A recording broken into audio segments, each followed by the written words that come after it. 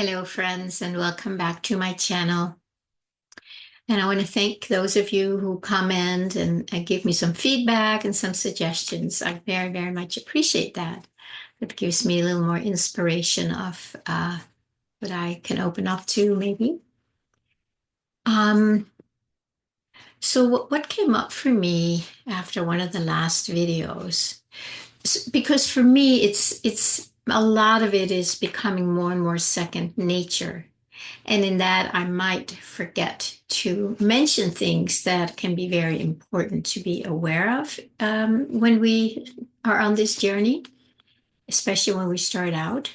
So, as we are exiting the matrix, or first we are becoming aware of something we had never even considered. That is already huge. When you start kind of going like, a little tilt, like, what? That tilt is very, very important to listen to because that is something inside of you that that is aware of something that was unconscious before, right? Because most of us, we're like, I don't know, little robots, little programmed human beings who just march along and do what we're told, and we believe what these people say, and we're upset with these people, and we just we just comply, and we have done this for a very, very long time. That's why it's kind of been normalized. What is not natural has been normalized for most people. And that's why we just accept it as this is just how it is. I have said it before, like the metaphor of, a fish in water. The fish would never question the water. Only when it gets out of the water, it's like, ooh, I want to get back into the water. And maybe it's a little opposite with us. Like we have been immersed in the matrix, and when we're taken out of it, if we're taking out of it enough that there's enough of a gap or distance that we can actually see what's going on, there will be a part of you that's going like, I don't want to go back to that. That's crazy. Or it might be the other way around where you say, no, I like this. I still want to spend more time in the matrix and live in the duality and, whatever we do there. So then that's a choice. I do believe that most people on my channel are maybe in the first category, where I really want to keep emphasizing that what we see, hear, taste, touch, and smell and think, it's all happening in the mind, is not reality. It seems real because we're experiencing it through our senses. And that is very challenging. Like I share often, I can still fall into these believing things, and I just go along with these things, not really aware as I am most of the time, but we can all just kind of fall back in and forget again, because we all that's happening is that we have forgotten who we are, because there's these hypnotic suggestions, and they're so sneaky and they're so silent that we barely hear them, but boy, do we feel them, and boy, do we engage with them, and all that is happening unconsciously. So, what I'm trying to do here on my channel right now and for the last while, um, is to expose what the matrix is, how I have experienced it. Maybe nobody agrees with me, but what am I going to do? This is my experience. And it seems that it's liberating me out of that trap where have been identifying with something that's not real. So that's worth a lot to me, to be on that path myself. And of course, sharing it is wonderful. And those of you who can relate and resonate with that, that's lovely for me to hear. So here is something that I feel is important when you start seeing that you have been engaging with something that you start realizing is not real, or it's not the way that they have told you how it is, there can be a little bit of a shock.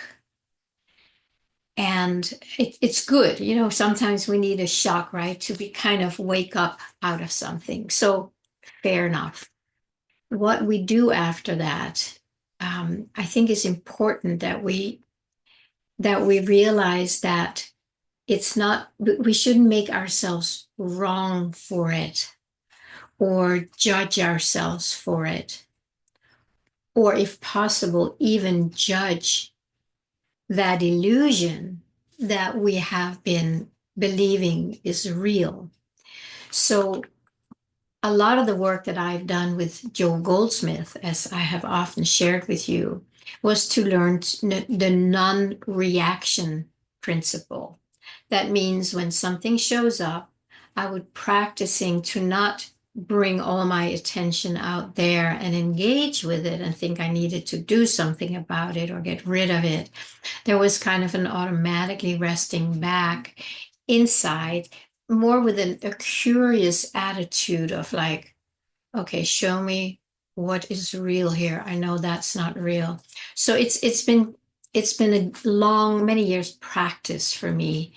And that's why when I see things, I don't have that initial reaction. And it's unavoidable. I don't think we can avoid having some kind of a strong reaction when you see it. Some may laugh. We've heard of many people who got enlightened in the past.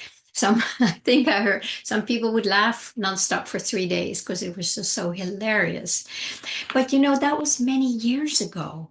That was before we started realizing all the lying and the deceit and the hidden things that are being exposed now, that we have been so engaged with and so identified with.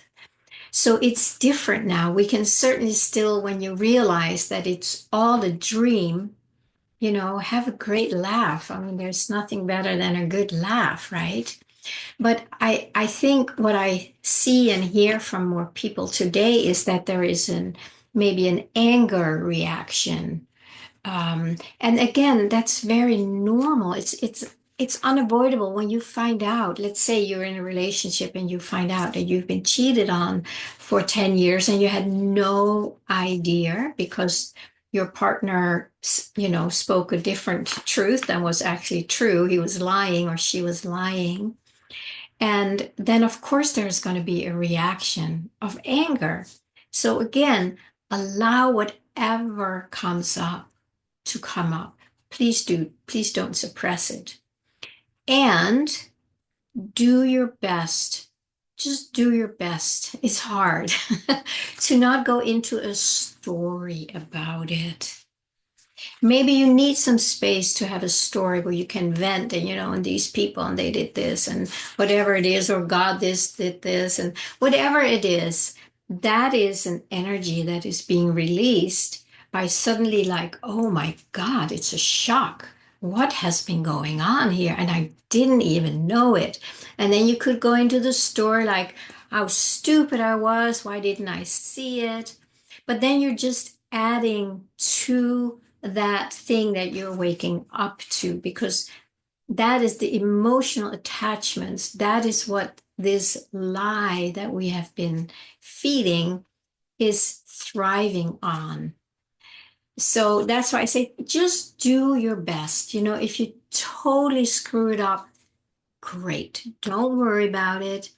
As soon as you see that you got totally lost in a new story, stop. Pause. Take a breath. There is a lot of momentum behind this. When you see it, it's like a cork that's being pulled out of a bottle, and the bottle has been shook up, and all this energy comes up. So don't think it's going to be just an easy, graceful transition when you wake up from certain things. Other things that might be like, oh wow, and it's just very gentle. There's no big story around it or a lot of energy. But some things that's gonna bring up a lot of emotion. So we need to learn to allow that emotion. And I have a lot of videos on that subject. I think specifically the ones on core belief. And that's where I walk you through how to be present with these core feelings, core pains, core traumas without getting lost in the story. It's a very, very powerful practice to have because it liberates you from the story. And the story is what feeds the emotions. So we're not bypassing the emotions, but we're kind of at the edge where we can choose. And you can choose to go into the story. I shared yesterday about how an old story tried to get my attention, and I was very clear that I'm not interested, but I still needed to feel the familiar feelings. So I was not shutting them down or anything and just allowing them. And then it just moves through eventually. So I really want to make sure that everybody, it's like when you start seeing the things, then and you start waking up to your true nature, and you see that everything out there is just a really bad show or maybe a nightmare. And you wake up out of it. Do it as gently and as gracefully as you can.